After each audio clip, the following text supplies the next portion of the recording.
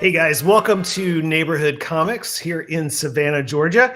It is a lovely day today, January 20th, Inauguration Day. A lot of stuff happening in the world, but it's also a Wednesday. That means new comic book day. Books are going to come out no matter what's happening in the world.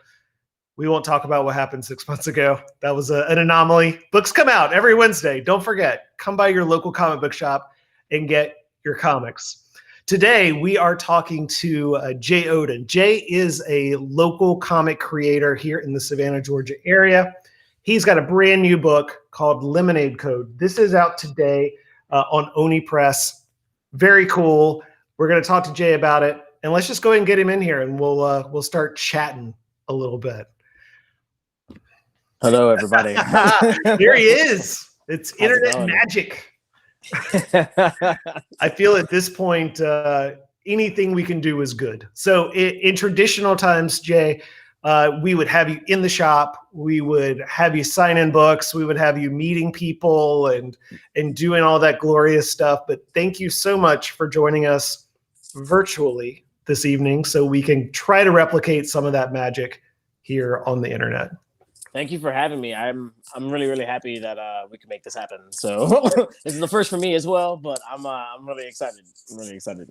That's awesome, Jey. So Lemonade Code, we've got copies here in stock at Neighborhood Comics. You can pick this up on our website. Whatever you purchase from the website, if it says Lemonade Code, it's coming signed. Jey was kind enough to stop by in person today. Check that out right there on the front. That's awesome. Thank you so much for coming in and doing that today.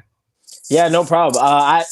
It's funny because I used to live like right around there, and I always wanted a comic book shop that was right around the corner. And then once I move, a few years later, you guys show up. So it's kind of a bummer, but no problem. Isn't that how it works? That's just the universe. Yeah, like if you lose a pencil and then go buy another one, you will immediately find the other pencil. It's always what happens. So it's whatever. Thanks to Cedric for tuning in. Cedric, checking us out, making sure that we're all good. Nice, good, man. Yeah, thanks so much. So that's awesome that you lived close to here. So I'm really curious. Whenever I talk to creators, I like to kind of get into what their story is, where they come from, because ultimately, if you're a musician or if you're an artist or if you're a writer, where you come from heavily influences where you go later on. Even if you try to make it not, it somehow still does that.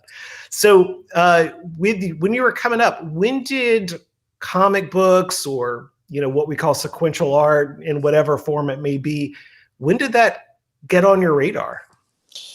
So yeah, when I was really young, I used to watch this TV show called Doug. It was on Nickelodeon. Dude, yeah, Doug and Penny, yeah, for sure. Yeah, that was one of my favorite shows. I would watch that all the time. And he had this comic that he would draw. It was Quail Man. And I always thought that it was really cool that like he would just draw a comic and it was just a nice escape of the world. And the way that they did it in the show, he would actually become that comic book character, and the entire adventure would ensue for the entire episode. It was really awesome. So as I got older, I really wanted to at first be a superhero. But then I realized that I couldn't do that. So I was like, all right, well, I could be a comic book artist. And I think that's like the next best thing. So I did that. I started drawing comics, just, by myself, drawing small little pamphlet books. And I'd show my friends at school. My brother would do the same thing, and we would be rivals to each other. And that was really cool. And then one day we both met this guy named Rashad Doucette. He's actually a mentor. He's a professor actually at SCAD right now. Oh, we know Rashad. We love Rashad. Yeah, Rashad's awesome. Rashad is cool peeps. So we met him a long time ago. I was like, I don't know. He actually was friends with our cousin. I had to be like 9 or 10 when I first met him, and he was drawing comics. And he would teach me and my brother some pointers. And as we got older, we learned about SCAD, and we were like, I really want to go there. So when I first moved up there, I lived with Rashad and my brother, and we were right around the corner from where you currently are. So that we stayed there for a while, and I went to SCAD for 1 year. It was really expensive, but it was a really fun, really awesome experience. I met a lot of really cool people, and my teacher, Brian Ralph, he was like, "Hey, you already know a lot about this medium, having been taught by Rashad for like 10 years at that point." So, I mean, I already knew a lot about the medium. So he was like, you should just go out there and try to get published. So I was like, yeah, sure, let me do that. Up to that point, I had like maybe self-published maybe 1 or 2 books. Nothing special. It didn't really go anywhere. It was just something that I was like, hey, I have a cool accomplishment. But then after that, I dropped out of SCAD, and I sent in a pitch to Antarctic Press, and they saw it and they loved it, and it came out later on that year. So that was Chicken Fighter, and that was back in 2010, 2009, something like that. So, but yeah, it was really cool. But that's kind of like where I first began in drawing comics, and that's been my journey so far.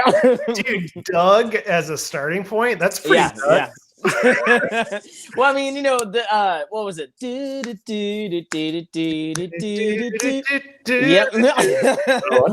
It just stuck in my head, and like, I loved it. I loved what was it? It was the stupefy beam out of the eyes.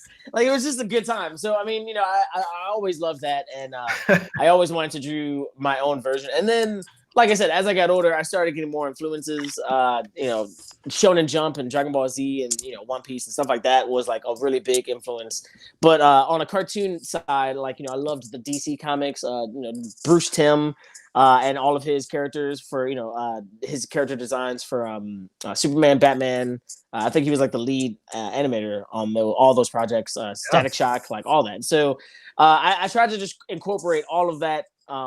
Just energy into what I currently do now. So yeah. And so did you, like, when you were getting, like, when you ventured out and you got a physical comic like in your hand, do you remember any of those books early on? Like, so I think it's really cool that you're influenced by video in such an interesting way, to think about the cartoons, because for a lot of people that's the entryway. For me, back in the 80s, it was Super Friends, right? Like, so it was like, you're sitting around at home and you're like, oh, I've seen that thing, and now here's that thing moving around, and then you kind of find out, oh, it's on paper too.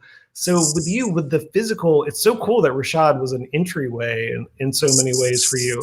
And Ralph tells you to drop out of school. Oh, that makes sense. I wonder how many people he's told that to over the years. Oops, I should probably take this part out. He didn't tell me to drop out, but he told me, you know a lot already, and he said that you could probably do this right now. You don't necessarily have to spend a lot of money on it. So I said, cool beans, let me do that. So there were options. That's all. That's what a good teacher or a good counselor does. They give advice. Exactly. But physical books, what are the physical books? Were there any during that time that you like really gravitated towards? Growing up, I didn't really have a lot of physical comic books. Yeah. I think the very first graphic novel comic book thing that I bought with my own money was actually, I think it was like Dragon Ball Z. It was like the fight between Goku and Vegeta. Yeah. When I was growing up, the very first time I saw that on TV, like that was one of my favorite fights. It's still to this day one of my favorite fights. It introduced me to this entire world of manga and anime, and I was like, oh my god, this is awesome. So when I first bought that book, I remember I was in Texas when I bought it. I had $10 extra. I was like, yeah, sure, let me do this. And I read it and I was like, yes. So I mean, ever since then, you can look behind me. I have an entire library now. I finished buying all of the Dragon Ball Z, as you can see. So I mean, that definitely was one spark, I would say, that book, number 4 in the Dragon Ball Z series. Yeah. Awesome. Well, I thought it was really interesting when I was getting ready for today, reading up on your bio and everything, that you call yourself both a comic book artist and a manga artist. And I think that's really interesting. I don't think of a lot of Western, creators who necessarily associate that way, but that's really where you're coming from, right? Yeah. So, It's funny you say that. So I've been drawing comics for a really long time, but I've always considered myself to be like a little bit more leaning towards like, you know, the manga aesthetic. I've always wanted to like, you know, accomplish like books to come out in that way. When I first drew Chicken Fight, I, you know, had a style that was like way more anime influenced. And as I got older, I realized that, you know, it would be really cool if I could have my own style that, like, you know, instantly everybody would know, hey, that's Jey Odin.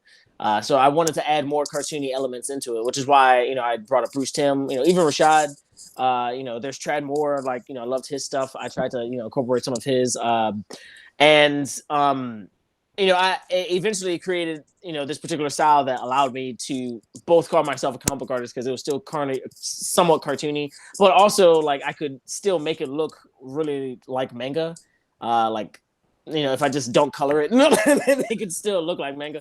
So, and the series that I'm currently working on, Hammer, you know, I actually, that's getting published right now in Saturday AM, which is like this manga, magazine. So it's like an anthology, sort of like Shonen Jump, but like way more diverse. So I've always wanted to be in that position, to draw manga and, you know, call it manga as opposed to just calling it comics. But at the same time, I love comics too. I can't like denounce it. So, well, it's all the same thing, right? It's exactly. stories It's like one manga, square or one page at a time. Exactly. Manga is just the word for comics in Japan. So, I mean, you know, it doesn't necessarily matter anyway, but usually a lot of people are like, you know, that's manga, like, you know, Dragon Ball Z, like the way the eyes look and all that. And this is comic books, the way, you know, you would draw all the hatch lines and stuff like that. So I don't know. It's just, I guess, it, you know, to each his own. It doesn't necessarily really matter, but I always call myself comic and manga artist just to, you know, just to let everybody know that I'm okay with everything. I think that's really good, actually, because I feel like that's something that maybe some people might be afraid to touch just because of where they live or what their background is or whatever else. Sure. But yeah, I mean, you're really leaning into that aesthetic, and that's what it is. And it is where you come from. Like it is like what your history with the medium is. So I thought that was really pretty cool that you kind of put that as a part of your bio, because it's not something a lot of people would be like would stretch to say or whatever. So I thought that was really cool. But you talked about Trad Moore. So how did Trad get on your radar? Yeah, so I actually met Trad maybe 2 or 3 times. 2 that I can remember. Once right before he blew up to be like this ultra megastar with Luther Strode and like, you know, then everything else with Marvel. Yeah. And stuff. It was do you know the Fancy Parkers in downtown Savannah? Of course I know the Fancy Parkers. Yes. It's a couple blocks that way. This is before the giant hotel that was built right there. Yes. You know, it was a giant parking lot and it was really cool. And I would always go there, you know, after partying just to get like some, I don't know, late night breakfast food and like all sorts of stuff. So I, one day I was there, I was hanging out with Rashad, and when we were coming out, Trad was going in. And like I introduced myself, he introduced himself, and I was like, "Oh, that's cool." And then, you know, like the next week or two, Luther Strode came out, and I was like, "Whoa!" So I mean, I had known him from that, and like he was already a really cool dude. And then I met him again at a con, and you know, he was just really awesome. So, but I loved his art style, like the way his lines were. Like he would like really push angles and like certain poses, and I just really liked that. You know, there's other artists like Aichiro Oda, for example, who does One Piece. You know, he'll exaggerate a lot of poses and, you know, facial features and stuff, but like he just does it in a more, I feel like Trad does it in a cleaner, like more liney way, whereas like One Piece does it in a more manga aesthetic. Like I can't describe it other than that, but I mean, I just like them both, and I wanted to try to mix them. So like I took those 2 styles or 2 parts of those styles and like put them inside of mine, so that way I could try to like still have the same vision of this art style that I wanted to convey. So yeah, that's really interesting because those are kind of distinct things. I mean, I think that's where all good art comes from, right? Is where people, especially at this point in the progression of the medium, is you have to look at other things. You have to pull from other things. Nothing exists in a vacuum. And ultimately, if you're not a fan of some of it, what are you doing? You know, if you don't think somebody out there is doing good work, why are you here? So being able to kind of combine that One Piece and Trad, and to kind of, I always think about Trad stuff as being kind of trippy, kind of loose and kind of flowy. But to hear you talk about just the angles, that's a really different way of looking at it too, like how he kind of sees the human form and the environment. Yeah, I mean, like I said, like it's you can get lost in just looking at a trad page, like because there's so much going on. But it's very clean, and that's one thing that I really liked about it. And it's not just trad and Aichiro Oda, but also like I tried to incorporate a lot of like Rashad inside of my style as well, and Bruce Tim. I at one point a long time ago, like I loved Naruto. I still Oh. to, You don't have to be ashamed of Naruto. Don't bury Naruto. I'm not ashamed. Okay. I'm not ashamed of Naruto. I have 60 volumes, so I'm not ashamed of Naruto. Okay. But what I was saying is, from the Naruto style, like I tried to add some of that into it too. So I mean, it's just you pull things from everywhere, so that way you can just incorporate it and try to expand yourself.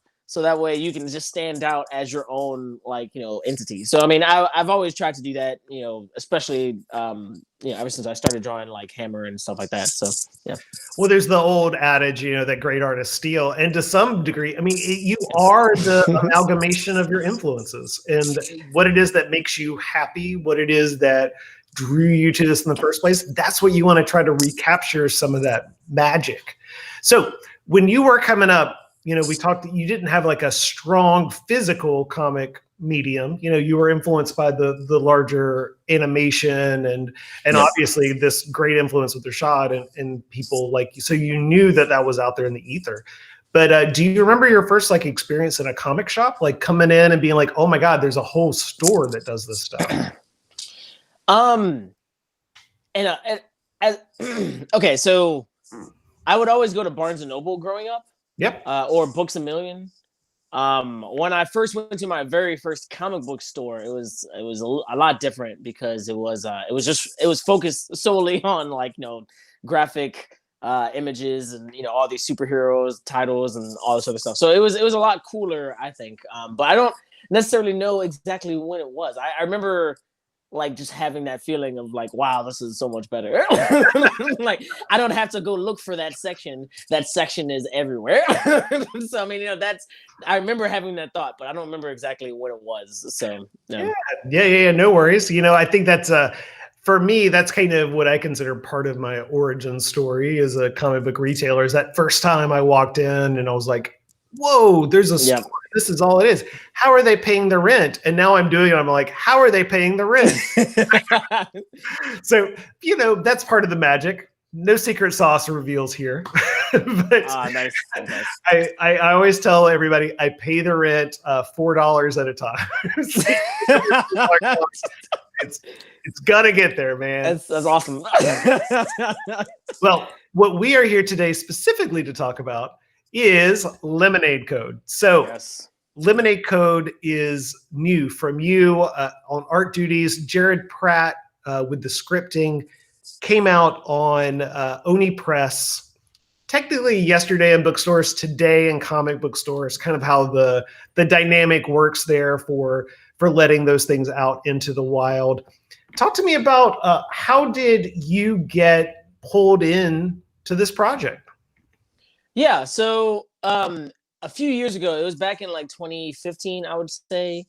I actually was so I was still in the Savannah area, but I wasn't actually like at SCAD anymore. But I had a lot of connections, and I had already like signed up for this thing called Editors Day, where all these editors would come down and talk to the students. And one of the editors was actually my first editor for this book. Her name was Robin Herrera, and she was really cool. And I had met her before, not only through Rashad, but also from another Editors Day in the past. So I we exchanged information, and she contacted me again pretty much, I don't know, maybe a week or so after that. And we started talking about like trying to do a project together. And eventually she asked me if I wanted to work on a project because they got a script in from somebody and they thought it was promising and they thought that I would be a good fit. So they sent me the script. I read over it. I loved it. I thought this was really cool. And after that, I decided to just go for it. And they had me try out for it. I think there were a few other people that tried out for it, and I won, I guess, and here it is. So yeah, that's what happened. So after that, I waited like maybe 7 or 8 months until the scripts was done, maybe a year, and then I got the script, and then during that time I was working on my series Hammer, and I had finished up the entire first volume, and during that time I had like signed up with Saturday AM, and I was starting to come out more frequently, but I now had to start working on this book too, so like my time was split, and I was like, so it took a lot longer than I wanted it to, specifically, mainly because of working on that, but also I had a day job as well. I still have a day job, where I was working in a grocery store. So yeah, so I mean, it's just it's just I don't know. It's I was really happy that I was able to have this opportunity. I'm really happy that it's finally over. But like I can finally start seeing like the fruit of my labor. Like, it took forever to draw this, but I'm so happy that it's finally done, because it came out really well, and I think everybody that's gonna get their hands on this is gonna enjoy it. So Well, I think it's great to even point out that you have a day job. I mean, I think a lot of the people that are maybe struggling with being a comic book or any type of creative individual is balancing the, what pays the bills with what is fulfilling, and what might eventually, everything plays out right, take over and let that perhaps more fulfilling thing be what you do. So yeah, I mean that's always been my dream. So ever since my first book that came out, Chicken Fight, I was still working at Kroger at that time. Mm-hmm. The Kroger that's downtown next to Savannah. I know that Kroger. I was there for 4 years. Oh, and then after that, I worked at a Whole Foods. It was the one on Victory Drive. Yeah. And then after that, like me and my wife, we moved around a few places, to South Carolina, then Florida, and now we're back. And and it was just, I don't know. I just didn't. I don't know how I could like not want comic books to take over. Like I've always wanted it to take over, but I also know realistically that like, you have to survive. You have to be able to pay those. You have to be able to do everything else. So, I mean, I've always looked for other things that I can do to make extra money. So I'll do commissions here or there. I actually have been working on a website for a while. I'm sad to say it's not done yet, unfortunately. I've been just so busy with everything else, but it should be up soon. And once it's out, I actually want to like consult other people that like, I get messages all the time that ask me how to draw comics, or like, what I should do. Like, do you like my story? Do you want to look at my story? And I feel like it would be really cool if I could consult them. So I want to do like something where I charge like a few, like I at first I want to do $75 an hour. And then if you want to do that, then I feel like that's a decent amount of time. I think that'd be pretty cool. So I always think of like constant ideas that I can use my talents, as well as also like try to make money, so that way I can eventually get out of like this retail life. But at the same time, you got to be smart. You got to have money to yeah 100%. You got to do everything. Yeah, and you're a stable guy. You're not like slinging it as a single dude. So the pieces there, I think, are super important. Like you're doing commissions when you have time to open up to commissions. I think the consulting angle is super smart. Like I come into contact with people through the shop and just online all the time that are like, what would make this concept breakthrough? Like, what can we do to kind of take this idea to the next level? So the more resources people have, not everybody has the opportunity to go to an art school or even a school with a sequential program. That's kind of a niche thing. So having access to someone who has done published work. Yeah. Cool. So the website, I actually I want to do the consulting thing. Eventually I want to get to a point where maybe I can do a few courses on just as like technical things, but initially, whenever it launches, I already completed this PDF, but it's like a free PDF that anybody can download. It's 25 pages, and it's 4 easy steps that like I essentially touch on things that you can do to create comics. If you want to create your comic, 4 easy steps to do it. So how can people get that? Unfortunately, it's my website is not up yet. No! So yes, I know, it sucks. But when it comes out, it's gonna be jodin.com. The link is actually in the back of the book. I I wanted this website to be out by launch, but like I said, there's so many things that just kept on popping up, and it like got in the way. So I intend on having this hopefully by the beginning of February. Jay, this is in source now, man. How can I help you? Let's get this done. I know. I know. I think people will see it, and then they'll be like, "All right, cool." And then hopefully by that time, they will get a chance to go on the website and check it out. But on that website, when immediately on the page, I'm still building it, but on the page there's a like in the banner, it's like a button. Good. And you basically give me your email, and I send you the free PDF. So yeah. Cool. I just posted the link in the comments. Check that out, guys. Nice. Go ahead. It's not there yet. Well, look. All right, so they can't go there, but they can get you on Instagram. They can get you on Twitter. So what are your handles on both of those? Also TikTok as well. Okay. Yeah. So all of those, are at Jey Odin, JEYODIN, one word. And if you look at my TikToks or my reels on my Instagram, a lot of them are actually small tutorials, and a lot of them I've been wanting to expand on. To put on my YouTube channel and hopefully eventually on my website as well. So definitely keep an eye out for that. And if you want to learn anything from me or any of my colleagues at Saturday AM, I mean, because White Manga actually is one of our colleagues, and he has like 400,000 people on his YouTube. And yeah, he's done like a lot of different tutorials. So I would, if you want to learn about comics, like there's definitely a way you can do it online. If you want to learn from me, then just wait a little bit longer, and you can learn everything you can. So yeah. So let's talk a little bit more about Lemonade Code, the book specifically, and what people can. Hello? Thank you. Cut out. I can't hear you.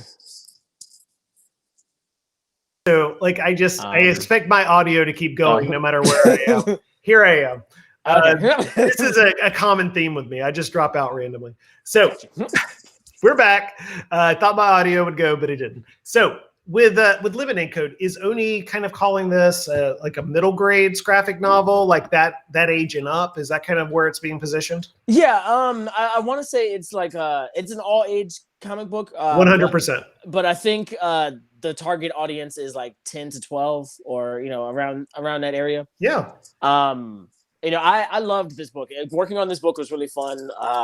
And for everybody that's, watching this, in case you don't know, it's about these two kids. This dude's a mad, scientist, and, this girl is just, a new neighbor. And the mad scientist creates this machine that can make any lemonade flavor known to man. So if you want a hamburger flavored lemonade, you can have that. Or, if you want a grass flavored lemonade, if you wanted that. I mean, but mostly, let's be honest, it's mostly booger flavored lemonade. Yes, it's booger, gross, random stuff. But anyway, yeah. So it's very funny.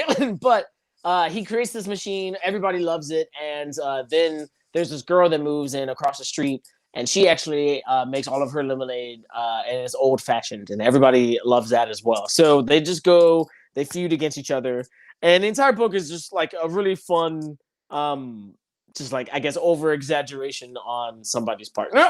So I 1000% recommend it. I think. Wait! You're recommending your own book? I feel like that may be partisan in some way, Jay. I don't know. Well, I mean, I am kind of biased for sure, but I mean, but I think that I think that you'll enjoy it. I think you'll enjoy it. Well, that's a perfect synopsis. So it's kind of like a near future based in Detroit. Tech has advanced a little bit. Yeah. And you've got your main protagonist who is a super smart kid, Dr. Mama taking care of him at home. And he is, like you said, launched this crazy, whatever flavor you could imagine, machine that makes lemonade. And then the new girl across the street is making it, like you said, the old fashioned way. And all of a sudden, like the lines are kind of shifting and there's like this competitive edge. There is kind of a conspiracy flavor to it. There's tech involved. There's kind of like magic realism involved, and Snorgels. What can you tell me about Snorgels, Jay? What I can say is I have actually done snorkels in real life. Whoa! But also, Breaking news.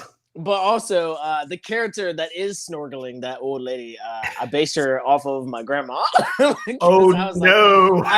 Just the look of my grandma. Not she doesn't That's act all. like that. But yeah, I did that along. It was really fun because unfortunately she's not with us anymore. But it was really fun to just draw her and all the panels that I had. I was like, this would be really cool. So yeah. Well, Edwin, when he, I talked to him today. Edwin, one of our fantastic employees here at Neighborhood Comics, he was here when you stopped in today. Yeah. He let me know there are a couple of other cameos in this book that people familiar with the shop might be excited to hear about. Who else is in here? Yeah, let me flip through them real quick. So in the very beginning of the book, there's a scene where Robbie is showing off his invention to the crowd. Yep. And one of the first people that's talking is this guy right here. Yep. And that is Kevin Burkhalter. Kevin Burkhalter is all these people I knew through Rashad, actually, when I was going to SCAD and we all lived together. And it was really cool. And I met Kevin, and he's just this awesome, really nice dude. He's a really cool, amazing storyteller. If you ever get a chance to meet him, he's a really cool dude. So I wanted to draw a picture of him. There's also a few other people cameo wise, but they're not comic book artists, so I'll just move on. Yeah, all right. And then there's towards the end of the back of the book, there is a another scene where Robbie has discovered something about Daphne's lemonade, and he wants to ruin like her big palooza essentially. So he runs through this crowd, and in this crowd I have Rashad.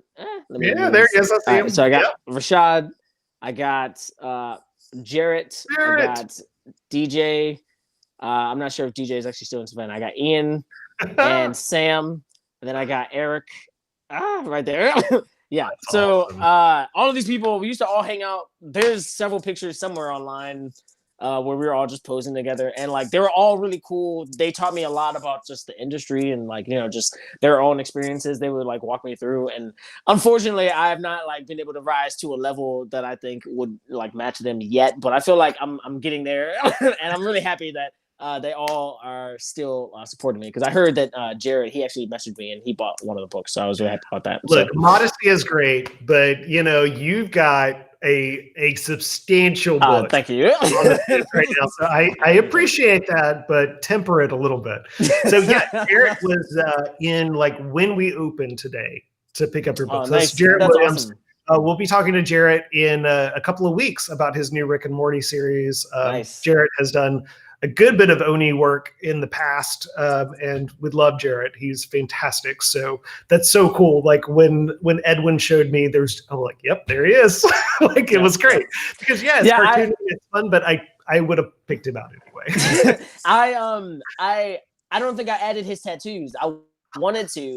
I kept on making it a point. I was like, I need to go add that stripe. And I never got to the point because what happened was I didn't know exactly which arm it was, and I was like, all right, I don't want to mess this up. So I just left it blank. I just left it blank. I was like, all right, whatever. But I mean, I wanted to do that, but whatever. So well, you have a lot of, so in the back of the book, so this is a pretty substantial volume. So if you do pick it up, not only is it the full kind of standalone story, the rise and fall of these competing lemonade stands, but in the back, there's some nice bonus content where you can see some sketches, some preliminary work, and there's even kind of an interview where you and Jared kind of ask each other a couple of questions as well.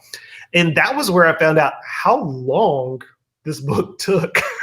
You spent a substantial part of your young life working on this book, which is pretty crazy. Yeah, I've been working on this book. I've been drawing it since 2017. I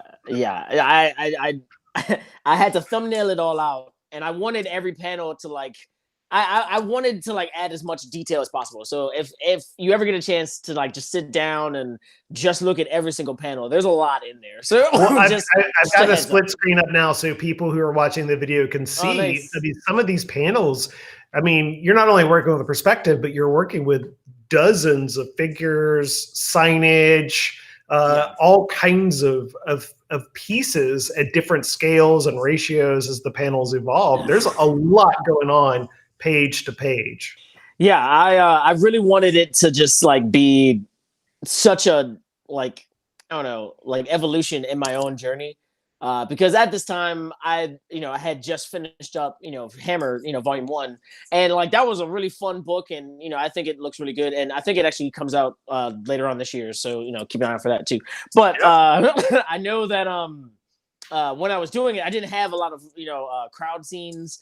I wasn't like really worrying about scenes that weren't action packed, things that were just like like down to earth. And I thought that working on this book would be like a nice like a training session, something that I could like just train my comic book and storytelling muscles as much as I could.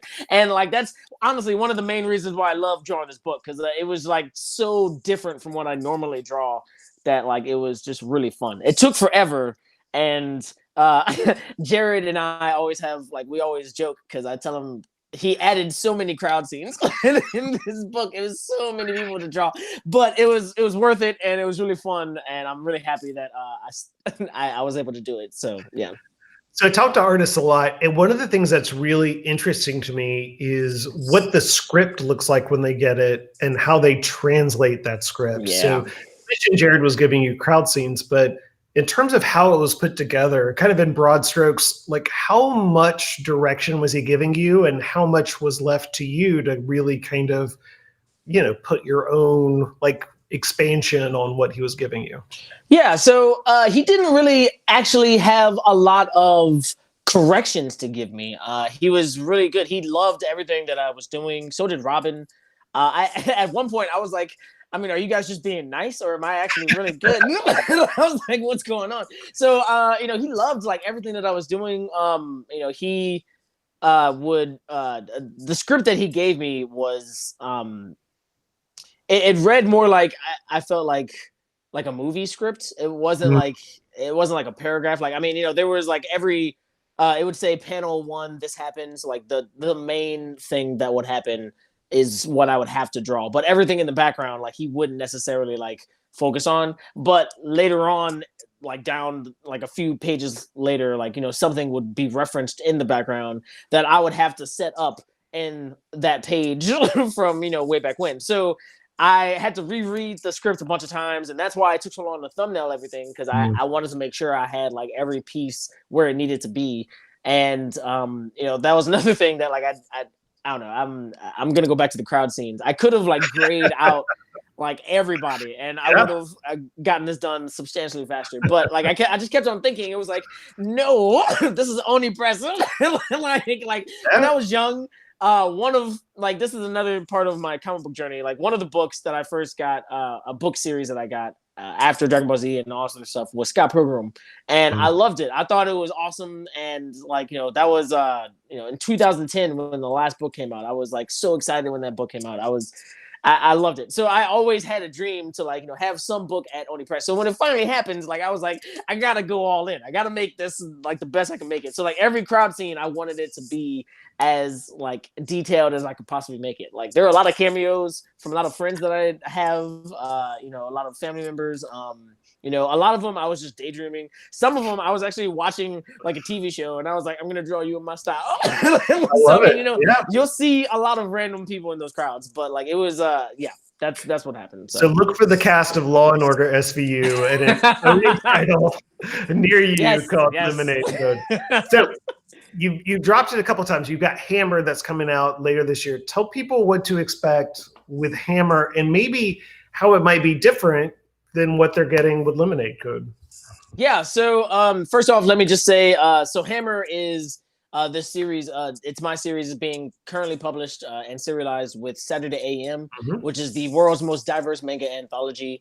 You can actually download the app for free, and you can read all of our issues that come out for free. The latest 3 issues are always going to be free, and then after that, you have to be a subscriber to look at our previous content. I think we have more than 100 issues of Saturday AM, and then we have 2 other spin-off magazines. There's Saturday PM, which is like more seinen content. Saturday AM is shonen. And then there's Saturday Brunch, which is like a josei manga, and it's more heavy focused on female lead and LGBTQ lead characters. So those are the 3 magazines that we currently have. There's a lot more, and Hammer is like finally getting to a point where it's like actually one of the pillars inside of Saturday AM. So in all of this year, I think most of the issues Hammer is going to be in it. So just a heads up for everybody out there that wants to read this. But what Hammer is, it's about this kid. He gets sucked into his father's journal, and he has to find a way out. And while he's trying to find a way out, he's battling all the dangers around him. There are giant monsters and like other people that are trying to get him. And he has this weird hammer ability where he can turn any part of his body into a hammer. It's usually a fist, and like he'll punch them out. And it's pretty cool. It's like your normal shonen manga. I wanted it to give you the same feeling as Dragon Ball Z or One Piece, but it's very heavily fantasy based. It's magical, and I think you'll enjoy it. Lemonade Code is completely different from this. Completely different. Nobody turns into a hammer in Lemonade Code. Completely different. Like Lemonade Code is, hey, it's time to watch a Disney movie, and Hammer is, hey, it's time to go to Japan and read all of the manga and condense it into this one cartoony comic. That's basically what Hammer is. So I'm really happy. I'm very excited to be a part of Saturday AM, and having my book out with Oni Press. Like I'm finally in a really good part in my career. I'm very, very happy. It's taken a very long time to get to this point. But how did you? What was the formula? How did you get in with the Saturday AM folk? Were you in from the beginning, or is this something you kind of were brought into later? Yeah. So what's funny is when they first started back in 2013. That's when they first launched everything. I think November 2013. I was working on Hammer before I actually signed up with Lemonade Code. I was like, trying to figure out what I wanted it to look like, how, because I changed my style drastically from Chicken Fight and stuff. So Chicken Fight looks completely different than Hammer. And I wanted Hammer to look like Lemonade Code because like I had changed my style to look really cartoony and making and stuff. So anyway, I had been drawing that, and I put it on Webtoons, and I wanted it to get like really popular, so I could try to sell some books on the side, and just do that, just see if it went somewhere. And one day White Manga like got in touch with me, and I had known him from way back in the DeviantArt days. And we had messaged each other a few times, but nothing like actually ever happened. But after we split back in 2006, 2007, I hadn't seen him in a long time, and he kept on going. He did the YouTube channel. He got with Saturday AM. He actually is one of the founders. Frederick Jones is the actual founder, and then there's a lot of other people that like got together and like started this thing. And I guess they were looking for more artists, and he reached out to me and said, hey, I've been reading Hammer on Webtoons. I like this a lot. I think it looks really cool. Do you want to join up with us? And at that time, I was like still on the fence. I was like, I'm not really sure, because I knew that I had Lemonade Code coming up, and I didn't want to like take too much time from that. This is exactly what happened. But I didn't want to take too much time from that. So I pitched them a one-shot idea, actually. And, that came out in the magazine, and it was a big hit. Everybody loved it. And they came back to me and said, hey, did you want to do something with us? And I was like, you know what? This is an opportunity that I don't think I'm going to get anytime soon again. So let me jump on it right now. And I said, hey, let's, do Hammer. And luckily with Saturday AM, like you actually own 100% of your product. So I own Hammer, that's mine. We've had a lot of partnerships with a lot of different companies. Spectrum Noir, actually, it's like a marker company. They actually sent me a bunch of different markers, and I actually had to do like commercials for them, like on like what was it called, ClickBank. Or ClickFunnels, I think is what it was called. So I don't know. There's a bunch of stuff that Saturday AM has done, and I'm really happy. And like I honestly like what it really is, in my position being in Saturday AM is it's like a startup company, and we're trying to get to a point where we can make it like as big as the biggest companies like Marvel and DC and stuff. So we're still like chugging along, and luckily we've grown a lot. But yeah, that's what Hammer is, and I'm really happy and excited to have that be a part of the main roster. So for everybody out there that wants to support me and read other comics of mine, definitely check out Hammer. But if you like anything diverse or anything at all manga, definitely check out Saturday AM's app. You will definitely find something that you will like. And you are going live later tonight with Saturday AM as well. So if people want to check that out, how can they do that? If you're on Instagram, just go to Saturday AM's Instagram. It's Saturday _AM. That's their tag. Or you can go to my tag, which is at Jey Odin, and you'll see me going live. I'll be duetting with them, and yeah, you can see it there. It starts at 10:30 tonight. So. Jey, you have been a real pleasure to talk to. I love your energy. I love how excited you are. I'm so bummed I missed you actually physically in the shop today, but I'm glad we got to do this. At some point, the world will get back to what we all remember as being amazing, and we'll have you in and we'll have you talk about the book and get it in front of people. But Lemonade Code is available right now. If you get it from us at neighborhoodcomics.com, every copy comes signed, except for the copy I had last night when I was reading it. So sorry if you get that one. It wasn't in the shop this morning. It is a lot of fun. It is, like we said, kind of that 10 and up, all ages. It's got a diverse cast of characters, near future Detroit, working through like relationship issues, but some really nice representation in terms of the community and who's involved in the story. It's really great. So all you conscientious parents who are looking for something good for your kiddos to pick up and read, you can't go wrong with Lemonade Code. Nice. Jey, you are the best. Let's do this again. Let's do this again with Hammer. Let's do this again with whatever else you got going on. I would love to have you back on. And again, in the store at some point, we will do that. Definitely. I'm totally down. I love everything comics. So you'll definitely see me again for sure. Thanks so much, man. Take care. I'm going to sign you off now, and feel free to kick back with me an email, Insta, whatever. I'll send you some links when we're done. Jesus, guys. Anybody else who wants to follow you, it's at JeyOdin. That's correct. Yep. All right, man. Take care. Have a great night. Take care of yourself. Stay well. Guys. Thank you guys so much for joining us tonight.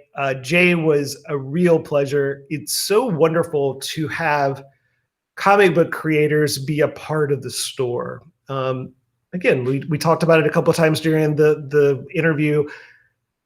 I miss having people in the store. I miss that excitement that people get when they get to meet people who make the things that they really enjoy. So big thanks to Jey. Really kind of interesting insights on his road to this and how he got to Lemonade Code, but also how he's making it happen on his own end with Saturday AM and with Hammer. And he's just grinding. I mean, that's for so many people that are in the small business sector. And that's really what comic book creators are. They are small business owners. You gotta put in the work. And it's not always, what you do when you're at work. It's what you do when you're at home. It's what you do in all these other places. So it was really cool to talk to Jey, to get some insight into his process, to get some insight onto how he got started, where he came from. It's pretty cool that he kind of started from the animation side of things. I think that's probably, there are going to be a lot of creators over the next generation that really got started there more so than the physical books. So I thought that was really, really interesting. And again, I love his energy. Being able to be up and be excited about what you do, that's the dream. That's the dream, right, guys? So thank you so much for watching. Thank you for supporting the shop. Thank you for supporting Jey. I forgot to put this picture of Jey up while he was here talking. So this is Jey in the shop today. Totally missed out on that. Our Lemonade Code copies are signed at shop.neighborhoodcomics.com. Check on the comments down below if you want to get some more info about how you can grab one of those for yourself. Take care. Take care of each other. Stay well. And hopefully we'll see you in the shop soon.